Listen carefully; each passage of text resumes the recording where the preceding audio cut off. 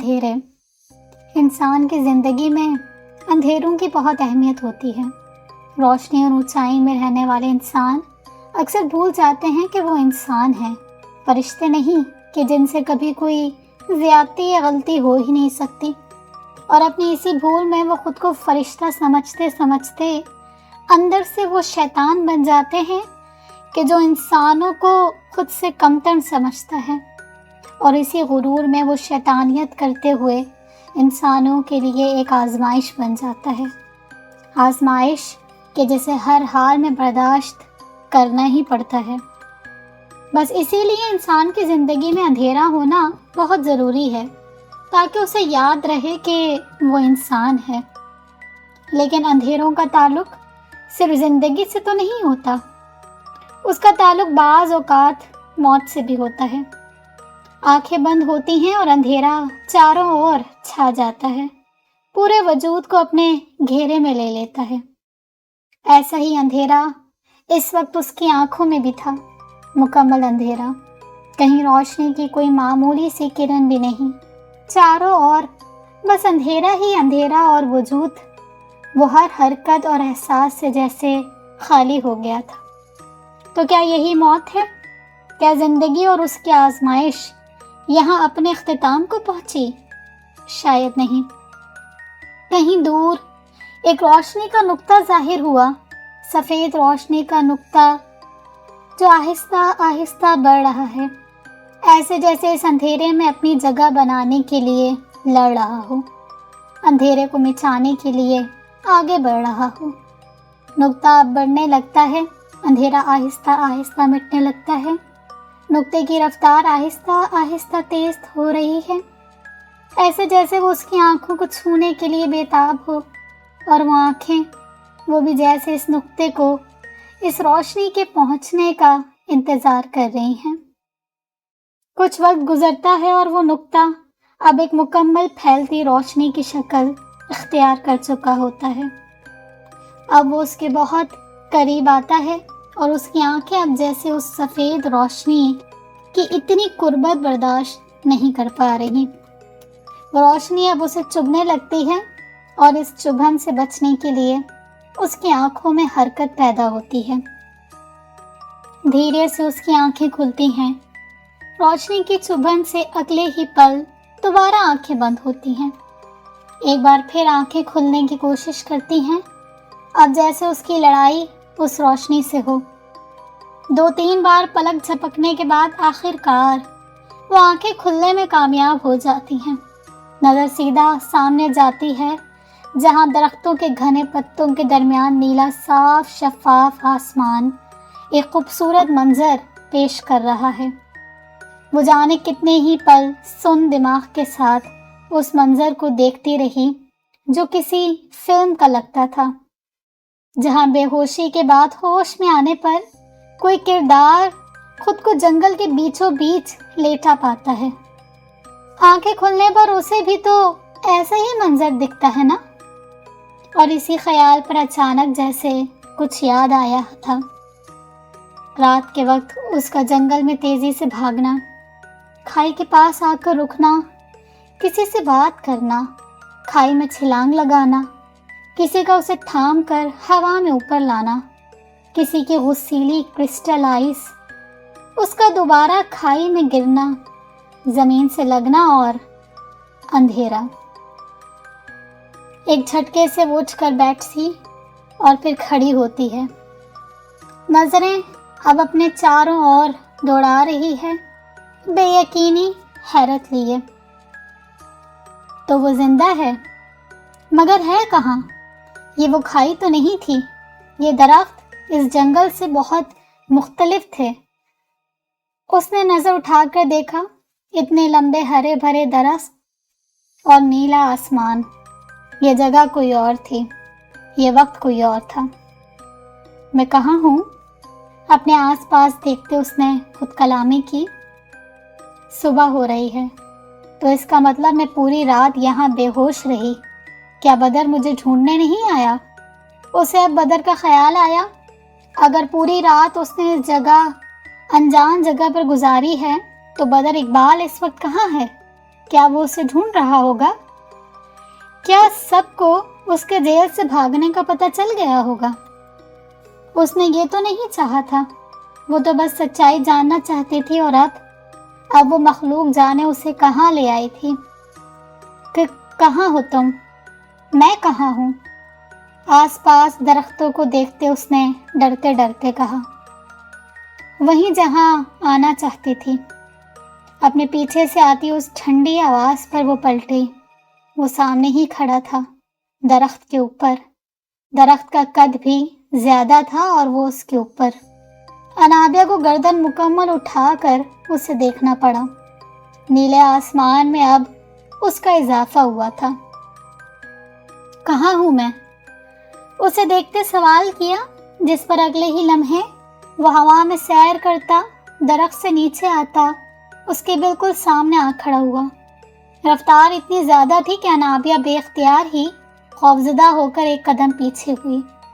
وہ اب اس کے بالکل سامنے کھڑا تھا، اپنی گہری نیلی سنجیدہ آنکھیں اس پر ٹکائے۔ کیا ہے سچ؟ کوشش کے باوجود بھی وہ آواز میں ظاہر ہوتا ڈر چھپا نہیں سکی۔ جواب میں اس نے کچھ نہیں کہا، بس ایک سنجیدہ نظر اس پر ڈالتا وہ اب ایک جانب بڑھنے لگا۔ درختوں کے درمیان انابیہ کو کچھ سمجھ نہیں آیا، پر وہ بھی اب اس کے پیچھے چلنے لگی۔ شاید وہ اسے کہیں لے جا رہا تھا، پر کہاں؟ ابھی بس تھوڑا ہی آگے گئے تھے کہ وہ رک گیا۔ انابیہ نے سامنے ایک بہت پرانا اور ہرا بھرا درخت دیکھا۔ درخت کی عمر کا اندازہ اس کی شاخوں سے نکلتی جڑوں سے لگایا جا سکتا تھا، جو کہ زمین کو چھو رہی تھیں۔ یقیناً یہ درخت کئی سالوں پرانا تھا۔ اس کے آس پاس ہر جگہ خالی تھی۔ باقی درخت اس کے چاروں اور ایک دائرے کی صورت میں تھے۔ ایک بار پھر انابیہ نے اس پرانے درخت کی اور دیکھا اور اس کی آنکھیں حیرت سے پھیلیں۔ نظر اب اس کرسٹل آئس پر گئی جو اب بے حد سنجیدگی سے سامنے دیکھ رہا تھا، جبکہ انابیہ کبھی اسے اور کبھی اس درخت کو دیکھتی جس کی ایک مضبوط موٹی شاخ پر ایک وجود بیٹھا تھا۔ چھوٹا قد، نیلے بال، نیلی آنکھیں، سفید رنگت، نیلے ہونٹ اور نیلا لباس۔ وہ وجود بالکل اسی کی طرح دکھتا تھا، بس شاید وہ کچھ کم عمر تھا، اور یہ بہت مضبوط اور طاقتور۔ یہ انابیہ نے ناسمجھی اور حیرت سے اس سے پوچھا۔ ہم میں سے ایک ہے۔ اس کے جواب پر انابیہ نے دوبارہ سامنے دیکھا۔ تو اس جیسے اور بھی ہیں؟ کتنے؟ کب سے؟ کئی سوالات اس کے ذہن میں آئے، مگر اس سے پہلے کہ وہ کوئی جواب مانگتی، اچانک درختوں کے درمیان سے ایک کالا سایہ اس درخت کی جانب آتا نظر آیا۔ وہ اب اس درخت کے مضبوط تنے کو اپنے گھیرے میں لینے لگا۔ گولائی میں وہ کالا سایہ اب درخت کو اندھیرے میں لپیٹتا اس وجود کے قریب ہونے لگا۔ وہ نیلی آنکھوں والا وجود اس کی موجودگی کا احساس کرتے ہی ہوا میں اڑ کر وہاں سے بھاگنے ہی لگا تھا کہ اس سائے نے اس کی ٹانگوں کو پکڑ کر اسے اگلے ہی پل زمین پر پٹخا۔ یہ کیا ہو رہا ہے؟ یہ سایہ کیسا ہے؟ انابیہ نے ایک اور سوال کیا، مگر اگلی جانب مکمل خاموشی تھی۔ انابیہ نے ایک بار پھر سامنے دیکھا اور اس منظر پر اس کی آنکھیں حیرت سے پھیلتی چلی گئیں۔ وہ کالا سایہ اب آہستہ آہستہ ایک نسوانی وجود میں ڈھلنے لگا۔ پاؤں تک آتے کالے بال، کالی رنگت پر لال سرخ آنکھیں، پتلے سوکھے ہونٹ، کالے ہاتھوں کی لمبی انگلیوں میں بے حد لمبے ناخن جن کی لمبائی 6 انچ کے قریب ہوگی۔ کالا میلا لباس پہنے وہ وجود اب خونخوار نظروں سے زمین میں پڑے وجود کو دیکھ رہا ہے، جو اپنے پاؤں کو اس سائے کی گرفت سے چھڑانے کی ناکام کوشش کر رہا ہے۔ تجھے منع کیا تھا اس علاقے میں مت آنا، تیری ہمت کیسی ہوئی یہاں آنے کی؟ آج تک انابیہ کو لگتا تھا کہ اس کرسٹل آئس سے زیادہ خوفناک اور ٹھنڈی آواز کوئی نہیں ہو سکتی، مگر آج وہ غلط ثابت ہوئی تھی۔ اس کی آواز اس کی آواز سے کئی زیادہ خوفناک تھی، اتنی کہ انابیہ کو اپنی رگوں کا خون جمتا محسوس ہوا۔ میں دوبارہ نہیں آؤں گا، جانے دو، اس نے جیسے التجا کی تھی، مگر اس چڑیل نما مخلوق کا ارادہ تو کچھ اور ہی تھا۔ ہاں چل پھر، تجھے جانے دیا۔ اور اسی کے ساتھ بہت تیزی سے وہ اس کی جانب جھکی اور اپنی انگلی کا ایک ناخن تیزی سے اس کی گردن کے درمیان گھوم دیا۔ بے اختیار ہی انابیہ کے حلق سے چیخ نکلی، اسے بچاؤ، وہ اسے مار رہی ہے۔ آنسو سے بھری آنکھوں سے انابیہ نے کہا، مگر اس کے وجود میں کوئی حرکت نہیں ہوئی، وہ ایسے ہی کھڑا سامنے دیکھتا رہا۔ ایک عجیب سی مسکراہٹ کے ساتھ اس چڑیل نے اب اپنا ناخن تیزی سے اس کی گردن سے نکالا اور اگلے لمحے وہ وجود بے جان ہو گیا۔ گردن کے درمیان ہوئے سوراخ سے نیلا سیال بہہ کر زمین میں جذب ہونے لگا، جبکہ وہ چڑیل اب مسکرا کر دوبارہ ایک سائے میں تبدیل ہوئی۔ اس وجود کو اس سائے کے بادل میں اٹھایا اور بہت تیزی سے کہیں دور ہوا میں پھینک دیا۔ کہیں دور جا کر وہ وجود گرا تھا اور اس کے گرنے کے زور پر زمین جیسے کانپ گئی تھی، یا پھر یہ انابیہ تھی جس کا پورا وجود کانپ رہا تھا۔ وہ تم میں سے ایک تھا، تم نے اسے بچایا نہیں۔ کچھ دیر بعد وہ سایہ ایک بار پھر انہی درختوں کے درمیان گم ہو گیا تو انابیہ نے سوال کیا، اگر وہاں ہوتا تو ضرور بچاتا۔ انابیہ نے دیکھا ان کرسٹل آئس میں بے پناہ غصہ تھا، افسوس تھا اور ایک عجیب سا احساس تھا۔ کیا مطلب؟ اس کے جواب پر انابیہ نے الجھ کر پوچھا، جس پر اس نے انابیہ کی جانب دیکھا اور اگلے ہی لمحے اس کی کمر کو اپنی مضبوط گرفت میں مضبوطی سے پکڑتے وہ ہوا میں اڑا۔ انابیہ کی چیخ اس فضا کا حصہ بنی۔ وہ بہت تیزی سے آگے کی اور اڑتے ہوئے جانے کتنا فاصلہ طے کرتا ایک جگہ آ کر روکا اور اسے دوبارہ زمین پر کھڑا کیا۔ انابیہ کا دل تیزی سے دھڑک رہا تھا، جبکہ اپنا سر اسے چکراتے ہوئے محسوس ہوا۔ کچھ دیر اسے اسی طرح خود کو نارمل کرنے میں لگائے، پھر اس کی جانب دیکھا۔ یہ تم کہاں لے آئے مجھے؟ خود کو کسی پہاڑ کی چوٹی پر کھڑا پا کر اس نے سوال کیا۔ جہاں وہ گرا ہے، سامنے دیکھتے اس نے جواب دیا، جس پر انابیہ نے بھی نظروں کا رخ اس جانب کیا اور ایک بار پھر اس کی آنکھوں میں حیرانگی اتری۔ وہ سامنے کھڑا تھا، اس لاش کے پاس، وہی تھا، وہی جو اس وقت اس کے ساتھ کھڑا تھا۔ انابیہ کبھی اسے دیکھتی اور کبھی سامنے، دونوں ایک ہی تھے ہر لحاظ سے، مگر یہ کیسے ہو سکتا ہے؟ یہ تم ہو؟ حیرانگی سے پوچھتے سامنے دیکھا، جہاں وہ اب اس لاش کے پاس کھڑا کچھ کہہ رہا ہے۔ قسم ہے مجھے، میں اسے مار ڈالوں گا۔ اس کی ٹھنڈی آواز انابیہ کو صاف سنائی دے رہی تھی۔ وہ یقیناً یہی تھا، مگر ایک ہی وقت میں وہ اس کے ساتھ اور سامنے کیسے ہو سکتا ہے؟ تم؟ اس سے پہلے کہ وہ کوئی اور سوال کرتی، اس نے انابیہ کا بازو پکڑ کر اس کا رخ بدلا اور اگلے ہی پل وہ ایک جنگل کے درمیان کھڑے تھے۔ جنگل جہاں وہ چڑیل بہت تیز رفتار میں بھاگ رہی ہے اور ہوا میں وہ کرسٹل آئس اسے پکڑنے کے لیے اس کے پیچھے۔ اس نے ایک بار پھر انابیہ کی کمر کو گرفت میں لیا اور ہوا میں سیر کرتا ایک کھائی کے پاس لا کھڑا کیا۔ جتنی تیزی سے یہ سب ہو رہا تھا، سوال کرنے کا نہ اسے وقت ملا، نہ ہی وہ کچھ سوچنے کے قابل تھی۔ وہ تو بس سب دیکھ کر اور اسے سمجھنے کی کوشش کر رہی تھی۔ اب وہ دونوں اسی کھائی کے کنارے پر تھے، وہی کھائی جہاں سے وہ گری تھی۔ اس نے دیکھا وہ چڑیل درختوں کے درمیان سے تیزی سے آ رہی ہے۔ وہ کرسٹل آئز اب اس کے بہت قریب پہنچ چکا ہے۔ اسے پکڑنے ہی لگتا ہے کہ وہ چڑیل ایک دم ہی تیزی سے کھائی میں چھلانگ لگا دیتی ہے۔ وہ بھی اسے پکڑنے کے لیے کھائی میں جاتا ہے، پر وہ وہاں نہیں ہوتی۔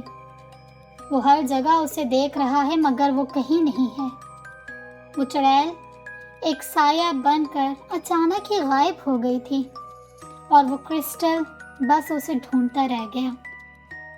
ایک بار پھر منظر بدلتا ہے اور ایک بار پھر وہ دونوں وہیں پہنچ جاتے ہیں جہاں اسے ہوش آیا تھا۔ انابیہ کو اپنا دماغ سن ہوتا محسوس ہوا۔ اس نے کیا دیکھا، کیسے دیکھا اور ان سب کا کیا مطلب تھا، یہ سمجھنے کے لیے اسے بہت وقت درکار تھا جو کہ اس نے دیا تھا۔ جانے کتنی ہی دیر خاموشی سے گزری جب انابیہ نے خود کو بولنے کے قابل پایا۔ یہ سب کیا تھا؟ سچ، مختصر جواب، جس پر انابیہ نے ناسمجھی سے اس کی جانب دیکھا۔ کیسا سچ؟ کون تھی وہ؟ وہ اب سوچ سوچ کر تھکنے لگی تھی۔ کیا وہ اسے سیدھے طریقے سے سب نہیں بتا سکتا تھا؟ جو تم نے دیکھا وہ 20 سال پہلے ہوا تھا۔ وہ چڑیل، وہ بلیک بلڈ شیڈو ہے اور ہم بلو بلڈ۔ اور اس کی بات پر انابیہ کو سمجھ آیا کہ اس لاش کی گردن سے نیلا سیال کیوں نکل رہا تھا۔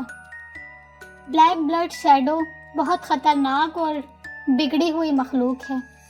انہیں خون خرابہ اور دوسروں کو تنگ کرنا پسند ہے۔ یہ انسانوں کو کچھ خاص پسند نہیں کرتے، اس لیے انہیں مارنے سے بھی نہیں چکتے۔ ان کی رفتار بہت تیز ہوتی ہے۔ اپنی شناخت یہ ایک کالے سائے کی شکل اختیار کر کے چھپاتے ہیں، جبکہ اگر وہ کسی انسان کو پوزیس کر کے اس کے وجود میں رہنے لگ جائیں تو ہم میں کوئی بھی انہیں ٹریس نہیں کر سکتا۔ اس کے آخری جملے پر انابیہ کی آنکھیں خوف اور حیرت سے پھیلیں۔ اس کا مطلب؟ اس کے سوال کو سمجھتے اس نے مثبت انداز میں سر ہلایا۔ ہم بلو بلڈ شیڈو ہیں۔ ہمیں اپنی دنیا میں رہنا اور امن پسند ہے۔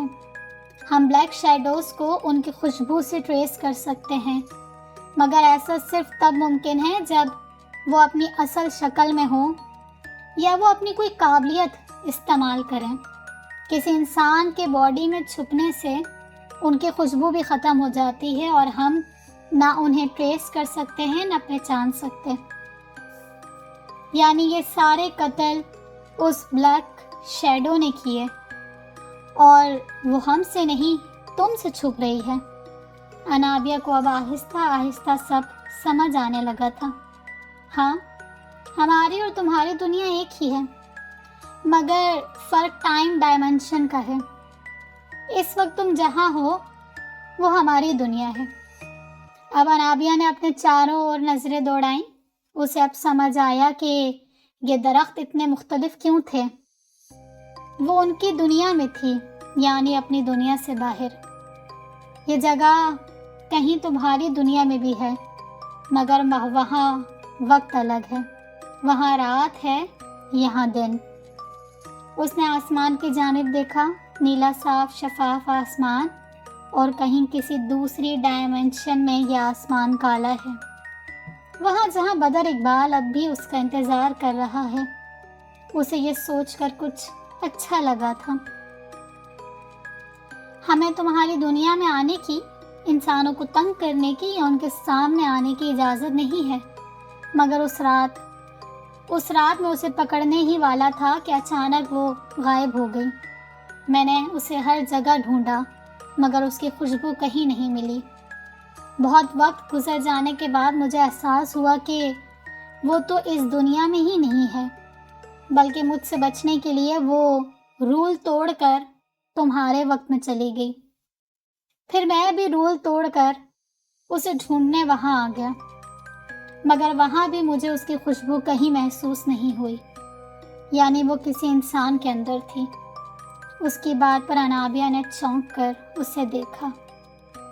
وہ 20 سال سے یہاں ہے، کسی انسان کے اندر؟ ہاں، کسی ایک انسان کی باڈی میں، یا پھر وہ انسان بدل رہی ہے؟ یہاں آنے کے کچھ سال بعد ایک دن مجھے اس کی خوشبو کا احساس ہوا۔ میں اس کے پیچھے گیا، پر میرے پہنچنے سے پہلے وہ دوبارہ کسی انسان کے اندر چھپ گئی۔ جب میں وہاں پہنچا تو وہ ایک انسان کو قتل کر چکی تھی۔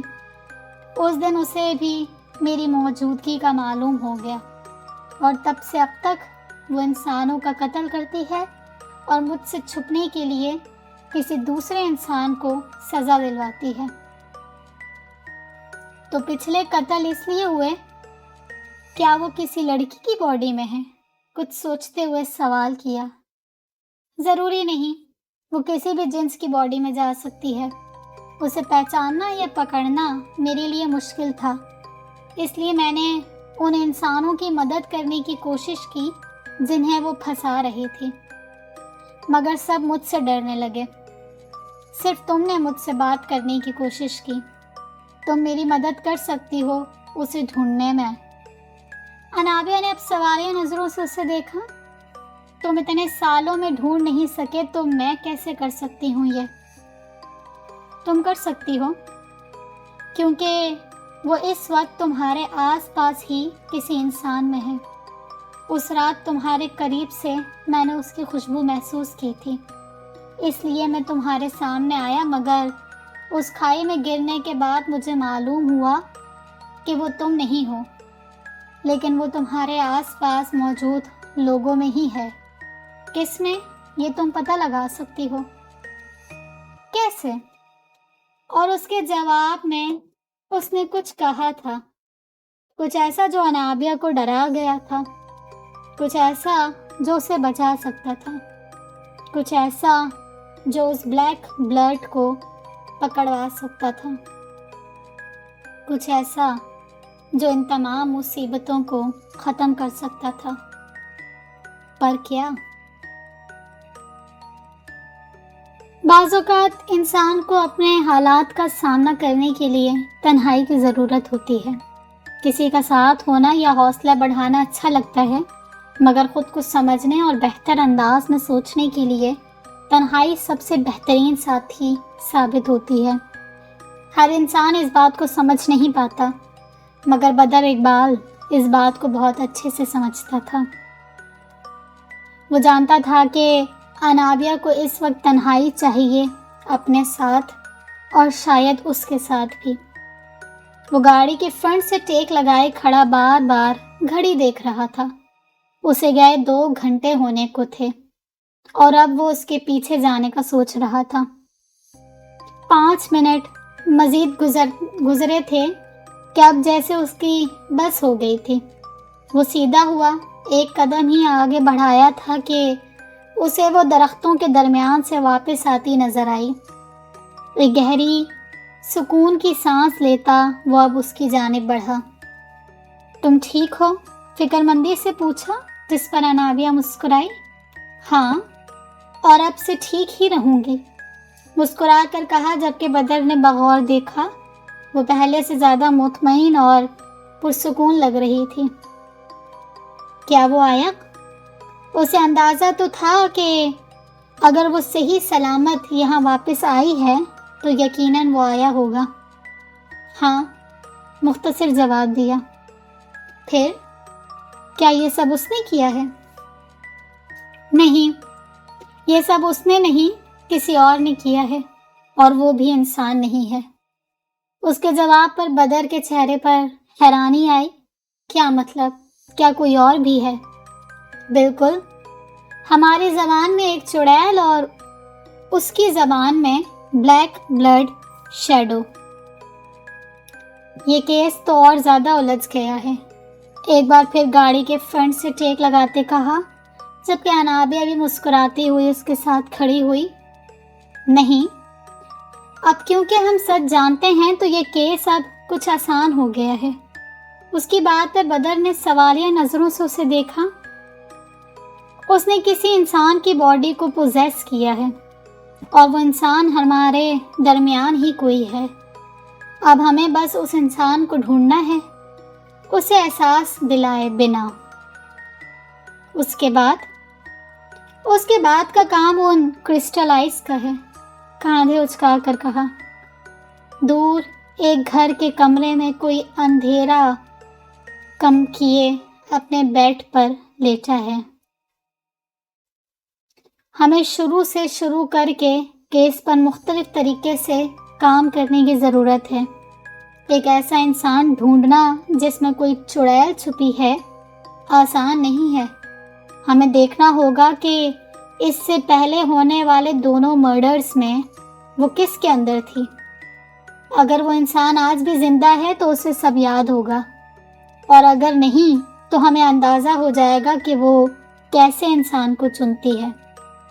ماضی کا معلوم ہوا تو حال میں اس کو پہچاننا آسان ہوگا، بدر نے کہا، جس پر انابیہ نے مثبت انداز میں سر ہلایا۔ اندھیرے میں کھلی کھڑکی سے آتی چاند کی ہلکی سی روشنی اس کے چہرے کو چھو رہی ہے۔ بالکل، وہ ایک انسان سے دوسرے انسان کی باڈی میں بھی ٹرانسفر ہو سکتی ہے، یعنی شاہد کا قتل ہم میں سے ہی کسی سے کروایا گیا، اور نیہا کا بھی۔ اس وقت بھی وہ ہم میں سے ہی کسی کے اندر موجود ہے، انابیہ نے کہا۔ اس کے چہرے کو دیکھو تو اس کی آنکھیں مکمل کھلی ہوئی ہیں اور ہونٹوں پر ایک عجیب سی مسکراہٹ رکی ہے۔ وہ تم نہیں ہو تو یعنی وہ زمان، شارق اور لیزا میں سے کوئی ایک ہے۔ ہمیں دیکھنا ہے کہ ان میں سے سب سے عجیب اور مشکوک کون ہے، بدر نے سوچتے ہوئے کہا۔ اس وجود نے اب اپنا دایاں ہاتھ اٹھا کر چہرے کے سامنے کیا۔ اس ہاتھ کو پلٹ کر وہ تعریفی نگاہوں سے اسے دیکھ رہا ہے۔ مگر اگر صرف نیہا کا قتل دیکھا جائے تو وہاں لیزا نہیں ہے، مگر زمان اور شارق ہیں۔ بدر کی بات پر انابیہ نے چونک کر اسے دیکھا۔ وہ وجود اب اپنا دوسرا ہاتھ اٹھا کر اسے بھی تعریفی نگاہوں سے دیکھ رہا ہے۔ چاند کی پڑتی روشنی اس کی آنکھوں کی چمک کو واضح کر رہی ہے۔ صرف زمان اور شارق نہیں، اگر اس نے باڈی تبدیل کی ہے تو وہ ہمارے بڑوں میں سے بھی کوئی ہو سکتا ہے۔ انابیہ کی بات بھی ٹھیک تھی، شک کے دائرے میں اب سب شامل تھے۔ وہ جو بھی ہے، جہاں بھی ہے، ہم اب جانتے ہیں کہ اسے کیسے سامنے لانے ہیں۔ اور اسی کے ساتھ ایک مسکراہٹ بدر کے ہونٹوں پر پھیلی۔ I really like this body۔ اس وجود کی آواز اس اندھیرے خاموش کمرے میں گونجتی ہے۔ تو پھر چلیں، اسے پکڑنے کی تیاری کرتے ہیں، مسکرا کر کہتی انابیہ اب چلتی ہوئی گاڑی کے اندر آ کر بیٹھی، جبکہ بدر بھی اب اپنی سیٹ پر آ کر بیٹھا اور گاڑی سٹارٹ کی۔ مسکراتے ہوئے اس وجود نے اب ہاتھ دوبارہ بیڈ پر رکھے، آنکھیں اب بھی کھلی ہیں۔ کہاں جانا چاہتی ہوں؟ بدر نے انابیہ سے سوال کیا۔ گڈ نائٹ، دھیمی سرگوشی میں کہتے اس وجود نے اب اپنی آنکھیں بند کر دی۔ جیل، انابیہ نے مسکرا کر کہا، جس پر سر ہلاتے بدر نے گاڑی آگے بڑھائی۔ وہ اب سچائی جاننے کے بعد ان اندھیروں سے نکل کر روشنیوں کی جانب رواں دواں تھے۔ وہ وجود اب مکمل طور پر نیند کی آغوش میں تھا، پر وہ وجود تھا کس کا؟ تبدیلی۔ انسان جیسا پیدا ہوتا ہے پوری زندگی ویسا نہیں رہتا، اس میں بہت تبدیلیاں آتی ہیں، جسمانی نہیں روحانی لحاظ سے۔ عادتوں میں تبدیلی، برتاؤ میں تبدیلی، پسند میں تبدیلی اور زندگی گزارنے کے طریقے اور نظریے میں تبدیلی۔ انسان اپنے اندر آئی تبدیلیوں کو محسوس نہیں کر پاتا، یا یہ کہیں بہت دیر سے محسوس کرتا ہے، کیونکہ ہماری عادت ہے کہ خود سے زیادہ ہم دوسروں پر غور کرنا پسند کرتے ہیں۔ بس اسی لیے ہمیں خود سے زیادہ دوسروں کی تبدیلیاں محسوس ہوتی ہیں، اور اسی طرح کسی اور کو ہماری تبدیلی۔ اس کہانی کے ہر کردار کے ساتھ بھی کچھ ایسا ہی ہوا تھا۔ سب تبدیل ہو رہے تھے اور کوئی بھی اپنے اندر کی تبدیلی محسوس نہیں کر پا رہا تھا، مگر آس پاس موجود لوگ بہت اچھے سے سب محسوس کر رہے تھے۔ سب سے پہلے آتے ہیں شارق کی جانب، جو اس وقت کھانے کی ٹیبل پر اپنے والدین کے ہمراہ بیٹھا ہے۔ وہ رات جب سے انابیہ سے مل کر آیا تھا، اس کے اندر کی تبدیلی اسے پریشان کر رہی تھی۔ جس انابیہ سے وہ کل ملا، وہ ڈری سہمی انابیہ نہیں تھی جسے وہ جانتا تھا، وہ تو کوئی اور ہی تھی۔ ایک لڑکی کا جیل میں ہونا اس کی زندگی پر کس طرح اثر انداز ہوتا ہے، انابیہ اس سے بخوبی واقف تھی، مگر اس کے باوجود وہ اتنی مطمئن کیوں نظر آ رہی تھی؟ کیا تھا ایسا جس نے اسے یہ کانفیڈنس اور یہ اطمینان دیا تھا؟ اور اس کی آنکھیں، اسے انابیہ کا وہ خیالوں میں کھویا وجود یاد آیا جب وہ اسے پکار رہا تھا، مگر وہ جانے کن خیالوں میں کھوئی تھی۔ حیرت تو اس بات کی تھی کہ اس وقت اس کی آنکھوں میں ایک چمک سی تھی، ایک ایسی چمک جو پہلے کبھی نہ دیکھی تھی۔ کچھ الگ تھا انابیہ میں، پر کیا وہ سمجھ نہیں پا رہا تھا۔ اس کی آنکھوں کی چمک اور اس کے سکون کے پیچھے کی وجہ کیا ہے یا کون ہے، وہ یہ جاننے کو بے چین تھا۔ دل میں جانے کیوں کہیں کسی کونے میں ایک خدشہ تھا جس کا وہ سامنا نہیں کرنا چاہتا تھا۔ انابیہ کے اندر آئی اس تبدیلی پر جہاں وہ خوش تھا کہ ہمت سے ہر طرح کے حالات کا سامنا کر رہی ہے، وہیں جانے کیوں اس کے کھو جانے یا دور ہو جانے کا خوف جاگ گیا تھا۔ ایسا لگتا تھا کہ انابیہ کے اندر آئی ان تبدیلیوں کے بعد، ان سب سے گزر جانے کے بعد انابیہ وہ نہیں رہے گی جو تھی، اور شاید اگر ایسا ہوا تو کیا وہ اس سے دور ہو جائے گی؟ بے اختیار ہی اس نے نفی میں سر ہلایا، وہ یہ سوچنا بھی نہیں چاہتا تھا۔ تم ٹھیک ہو؟ امی کی آواز پر وہ اپنی سوچوں سے باہر نکل کر چونکا۔ جی ٹھیک ہوں میں، مسکرا کر کہا۔ لگ تو نہیں رہے، کھانا ٹھنڈا ہو رہا ہے پر تم کھا نہیں رہے۔ اسے بغور دیکھتے انہوں نے کہا، جی کھا رہا ہوں۔ وہ اب کھانے کی جانب متوجہ ہوا، جبکہ وہ اسے ایسے ہی غور سے دیکھتی رہی۔ پچھلے کچھ عرصے سے شارق کے اندر آئی تبدیلی کو وہ محسوس تو کر رہی تھی، اور شاید کہیں نہ کہیں اس کی وجہ بھی جانتی تھی، مگر ابھی کچھ کنفرم نہیں تھا تو خاموشی بہتر لگی۔ انابیہ کے کیس کا کیا بنا؟ اسے سزا ہو جائے گی کیا؟ ان کے سوال پر شارق کے ہاتھ رکے۔ انویسٹیگیشن ہو رہی ہے امی، اور اب تک انابیہ پر کوئی قتل ثابت نہیں ہوا، بلکہ یقیناً اس کے پیچھے کوئی اور ہے۔ اس نے سمجھانے والے انداز میں کہا، تم اپنی بہن کے بجائے اس کا ساتھ دے رہے ہو۔ سخت لہجے میں زبیر ہمدانی کی جانب سے کہا گیا، میں کسی کا ساتھ نہیں دے رہا ابو، پر کیا آپ نے سنا نہیں؟ اس طرح پہلے بھی قتل ہو چکے ہیں، اور ایک لڑکی یہ نہیں کر سکتی۔ انابیہ کو پھنسایا جا رہا ہے۔ وہ زمان اپنی بہن کو بچانے کے لیے من گھڑت کہانیاں بنا رہا ہے، اور تم بجائے اس کے کہ تم اپنی بہن کی قاتلہ کو سزا دلواؤ، تم اس کا ساتھ دے رہے ہو۔ شرم آنی چاہیے تمہیں، امی کی جانب سے کہا گیا۔ میں اپنی بہن کے اصلی قاتل کو سزا دلواؤں گا امی۔ انابیہ نے قتل نہیں کیا، اسے سزا دلوانے کا مطلب اصلی قاتل کو چھوڑ دینا ہے، جو کہ میں ہونے نہیں دوں گا۔ وہ کہتے ہوئے اب کھڑا ہوا۔ آپ دونوں اپنے جذباتی پن میں یہ کر سکتے ہیں مگر میں یہ زیادتی نہیں کر سکتا، حتمی انداز میں کہتا وہ پلٹ کر اپنے کمرے کی جانب جانے لگا جب زبیر ہمدانی کی آواز نے اس کے قدم روکے۔ وہ قاتل ہو یا نہ ہو، اسے سزا ملے یا نہ ملے، اس گھر کی بہو وہ کبھی نہیں بن سکتی۔ اور جانے کتنے ہی پل وہ پلٹنے کا، آگے بڑھنے کی ہمت ہی نہ کر سکا۔ اس نے تو سب چھپانے کی ہر کوشش کی تھی، پر کیسے انہیں اس بات کا اندازہ ہو گیا؟ کیا اس کے اندر کی تبدیلی اتنی واضح تھی؟ جو بھی تھا، اب اگر بات کھل ہی گئی ہے تو پھر کچھ بھی چھپانا ضروری نہیں تھا۔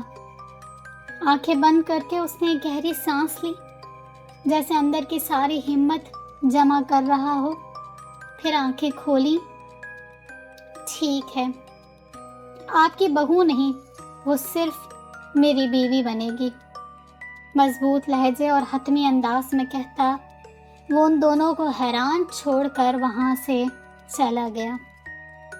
محبت کے معاملے میں وہ بہت مضبوط ارادوں کا حامل شخص ثابت ہوا تھا، پر کیا اس کے یہ ارادے کبھی حقیقت کا روپ لے سکیں گے؟ کیا رابعہ ہمدانی اس کے لیے کبھی راضی ہوگی، یا پھر وہاں محبت کوئی اور روپ لے چکی ہوگی؟ یہ ٹیبل کئی صفحات اور تصاویر سے بھری ہے اور اس کے پاس رکھی کرسی پر زمان ہمدانی نظریں اب تمام صفحات پر ٹکائے کسی سوچ میں گم ہے۔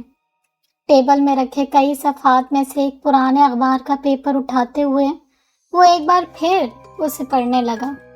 اسکول پرنسپل کا اپنے ہی آفس میں قتل، سی سی ٹی وی فوٹیج خراب ہونے کے باعث کچھ معلوم نہ ہو سکا، قتل پینسل کو گردن کے درمیان کھوپ کر کیا گیا، قاتل کون؟ پولیس کی تفتیش جاری۔ پیپر واپس رکھتے اس نے اب ایک تصویر اٹھائی جو اس پرنسپل کی باڈی کی تھی، جبکہ یہاں سے دور پولیس اسٹیشن میں آؤ تو ایسے ہی ایک تصویر اس کمرے کے وائٹ بورڈ پر لگی ہے۔ سب سے پہلا قتل اس کا ہوا 10 سال پہلے۔ بدر کی سنجیدہ آواز پر انابیہ نے اس تصویر اور اس کے نیچے لکھی ڈیٹیل کو غور سے پڑھا۔ الزام کس پر آیا؟ انابیہ نے سوال کیا۔ اس قتل کا الزام اسکول کے ایک ٹیچر پر ڈالا گیا جو کہ کیمسٹری پڑھاتا تھا۔ کہا جاتا ہے کہ پرنسپل کے آفس سے آخری بار وہی باہر نکلا تھا۔ سامنے بیٹھے لڑکے نے کہا جس پر زمان نے اسے دیکھا۔ کیا الزام ثابت ہوا تھا؟ زمان کی جانب سے سوال ہوا۔ ثبوت اتنے پکے نہیں تھے، مگر اس نے خود ہی اپنا جرم قبول کر لیا تھا۔ پھر اسے جیل ہو گئی اور وہاں اس نے کچھ دن بعد خودکشی کر لی۔ بدر کی بات مکمل ہوتے ہی انابیہ نے اب دوسری تصویر کی جانب دیکھا جو کسی اور کی تھی۔ اور یہ کون تھا؟ انابیہ نے پوچھا۔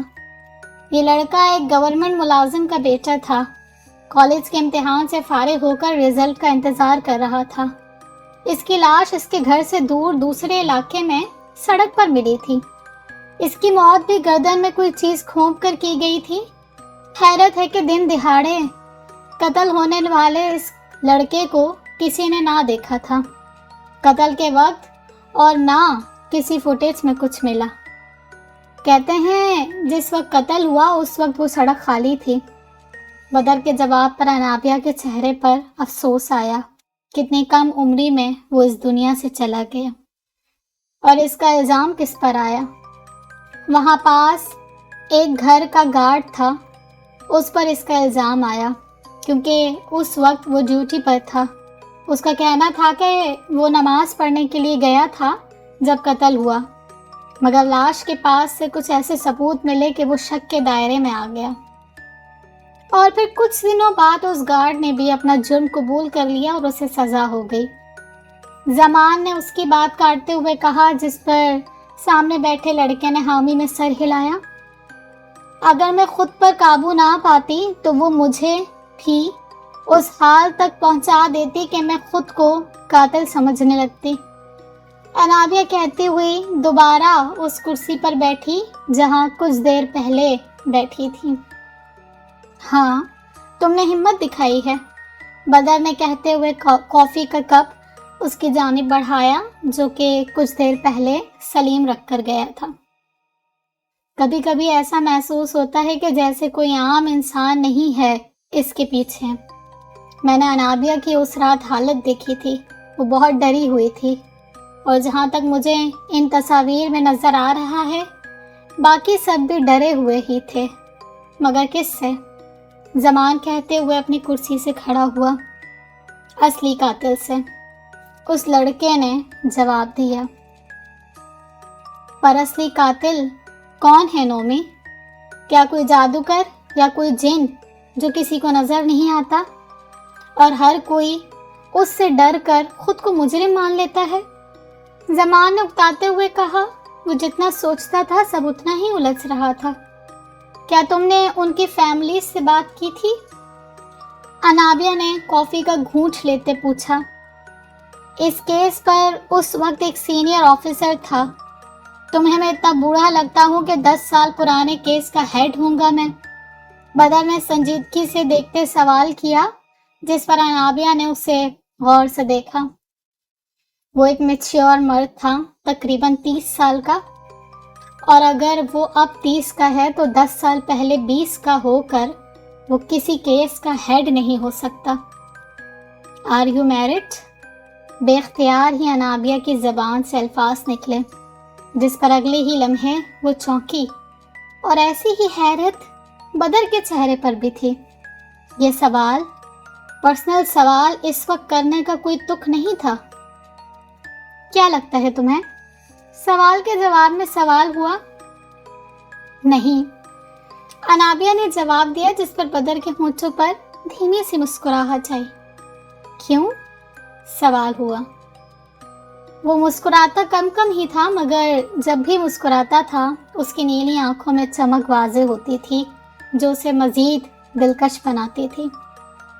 पता नहीं बॉस, असली कातिल कौन है ये तो किसी को नहीं पता, पर मुझे आपका दूसरा अंदाज़ा ठीक लगता है। नोमी के जवाब पर जमान ने उलझकर उसे देखा। कौन सा अंदाज़ा? यही कि शायद कोई जिन हो। और नोमी के जवाब पर जमान ने आंखें घुमाई। क्या फजूल बातें कर रहे हो? ऐसा कुछ नहीं होता, मैं इन बातों पर यकीन बिल्कुल नहीं रखता। तो फिर अनाबिया की वो हालत क्यों थी? कोई इंसान ऐसा खौफ तो सिर्फ जिन्नात से ही महसूस कर सकता है। क्या आपने अनाबिया से कभी कुछ जानने की कोशिश की? और नोमी के सवाल पर जमान रुक सा गया। हाँ, उसने अनाबिया से इन मामलात पर कभी बात ही नहीं की, कभी ये जानने की कोशिश ही नहीं की कि वो क्या फेस कर रही है, उसकी कहानी क्या है। वो अपनी बहन को बचाने में इस कदर मसरूफ रहा कि उसी से बात करना भूल गया। और यहाँ वो बहुत गलत था। यहाँ सब गलत थे, क्योंकि कोई भी अनाबिया को जानने की कोशिश नहीं कर रहा था। और शायद यही वजह थी कि अब तक वो कुछ समझ ही नहीं सके थे।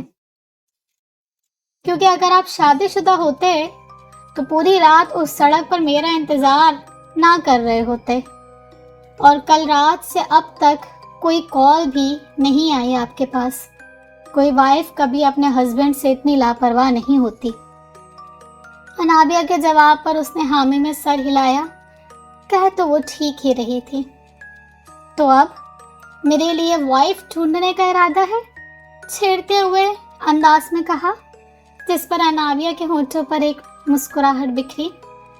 वाइफ नहीं, लाइफ ढूंढनी है। मुस्कुराहट गहरी हुई। और इसके लिए हमें इन दोनों मकतूल के आसपास के लोगों से बात करनी होगी। अनाबिया अब दोबारा असल बात पर आई, जबकि बदर की मुस्कुराहट अब संजीदगी में बदली। उसे हैरान होना पड़ा। ये शख्स अपने एहसासात स्विच करने में माहिर था। तुमने ठीक कहा, मुझे अनाबिया से बात करनी होगी, पर उससे पहले जमान ने अब मेज पर उंगली रखी। ان دونوں کے گھر والوں سے۔ چلو، اور اسی کے ساتھ زمان اپنا موبائل اور کار کی اٹھاتا وہاں سے باہر نکلا، جبکہ پیچھے نومی اب وہ کاغذات جلدی سے سمیٹ کر انہیں لیتا اس کے پیچھے آیا۔ تو چلو ڈھونڈتے ہیں لائف۔ اور اس کے ساتھ بدر باہر کی جانب بڑھا، جبکہ اس کے پیچھے انابیہ اب چہرے پر ماسک لگائے، سر پر کیپ پہنے، ہاتھوں میں ایک فائل پکڑے اس کے پیچھے آئی۔ یہ دونوں گاڑیاں تیزی سے آگے بڑھی تھیں، دونوں الگ الگ جگہ سے نکلی تھی، مگر دونوں کی منزل ایک ہی تھی، لائف۔ پر کیا یہ لائف اتنی آسانی سے مل جاتی ہے؟ کیا لائف مل جانے کے بعد سب ٹھیک ہو جانا تھا، یا کچھ مزید بگڑ جانا ہے؟